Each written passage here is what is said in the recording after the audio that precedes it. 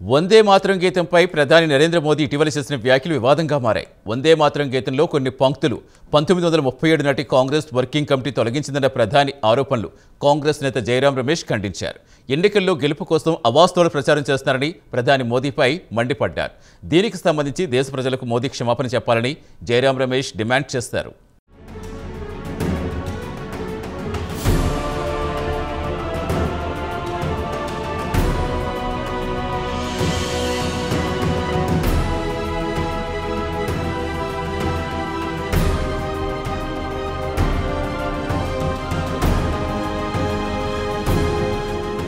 వందే మాతరం గీతానికి సంబంధించి ప్రధాని నరేంద్ర మోడీ ఇటీవల చేసిన వ్యాఖ్యలు వివాదాస్పదంగా మారాయి. వందే మాతరం గీతంలోని కొన్ని ముఖ్యమైన పంక్తులను 1937లో జరిగిన కాంగ్రెస్ వర్కింగ్ కమిటీ సమావేశం తొలగించిందని ఇటీవల ప్రధాని నరేంద్ర మోడీ ఆరోపించిన సంగతి తెలిసిందే. ఇలా చేసి దేశంలో విభజనకు కాంగ్రెస్ పార్టీ నాంది పలికిందని ఆయన ఆరోపించారు. అంతిమంగా అఖండ భారత్ విభజనకు కాంగ్రెస్ పార్టీయే కారణమైందని ప్రధాని నరేంద్ర మోడీ ఘాటు ఆరోపణలు చేశారు.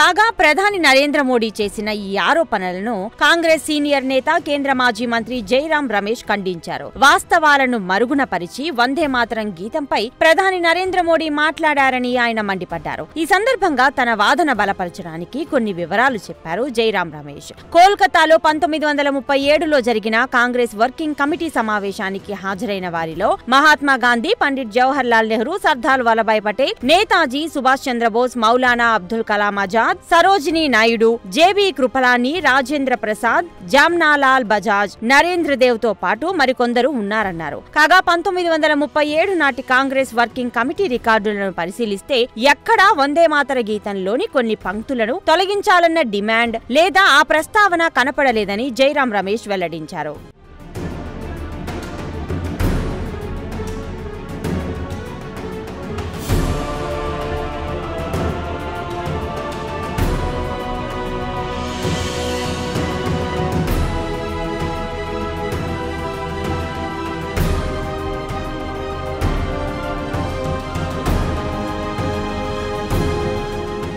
అంతేకాదు, బకిం చంద్ర చటర్జీ రాసిన వందేమాతర గీతానికి 1937 నాటి కాంగ్రెస్ వర్కింగ్ కమిటీ సంపూర్ణ మద్దతు కూడా తెలియజేసిందని జైరాం రమేష్ వెల్లడించారు. కాగా ఎన్నికల్లో గెలుపు కోసం వందే మాతరం గీతాన్ని కూడా ప్రధాని నరేంద్ర మోడీ ఒక ఆయుధంగా ఉపయోగించుకుంటున్నారని జైరాం రమేష్ తీవ్ర విమర్శలు చేశారు. ప్రధాని హోదాలో ఉన్న వ్యక్తి నిస్సిగ్గుగా ఇలా అవాస్తవాలు ప్రచారం చేయడం సమంజసం కాదని ఆయన మండిపడ్డారు. అంతేకాదు, ప్రధాని నరేంద్ర మోడీ ఇలా అవాస్తవాలు ప్రచారం చేయడం, వందే మాతరం గీతాన్ని అలాగే రచయిత బకిం చంద్ర చటర్జీని అవమానపరచడమేనని జైరాం రమేష్ నిప్పులు చెరిగారు. ఈ నేపథ్యంలో దేశ ప్రజలకు ప్రధాని నరేంద్ర మోడీ క్షమాపణలు చెప్పాలని జైరాం రమేష్ డిమాండ్ చేశారు.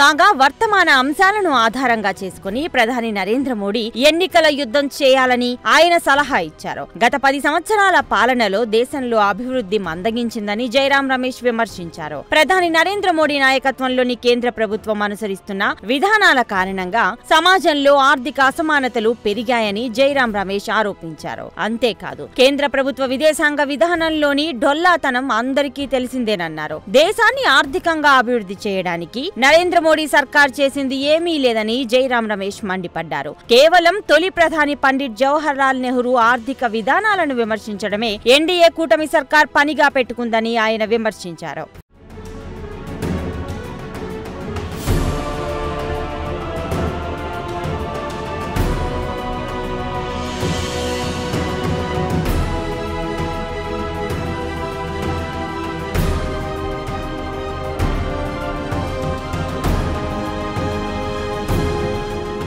కాగా వందే మాతరం గీతానికి 150 సంవత్సరాలు పూర్తి అయిన సందర్భంగా ఒక స్మారక స్టాంపును అలాగే స్మారక నాణాన్ని ప్రధాని నరేంద్ర మోడీ విడుదల చేశారు. ఈ సందర్భంగా ఆయన మాట్లాడుతూ ఏడాది పొడవునా వందే మాతర గీతం స్మారక కార్యకలాపాలు కొనసాగిస్తామన్నారు ఆయన. అలాగే ఢిల్లీలో జరిగిన వందే మాతరం సామూహిక గేయ ఆలాపనలో కూడా ప్రధాని నరేంద్ర మోడీ పాల్గొన్నారు. అంతేకాదు ఆయన కూడా గీతాన్ని ఆలపించారు. కాగా స్వాతంత్ర ఉద్యమానికి వందే మాతరం గీతం ఊపిరిలూదింది. ఆనంద్ మఠ్ నవలలో తొలిసారి ఈ గీతాన్ని ప్రచురించాడు. ఏమైనా వందే మాతరం గీతానికి 150 సంవత్సరాలు పూర్తయిన సందర్భంగా కొన్ని పంక్తుల తొలగింపుపై వివాదం నెలకొంది.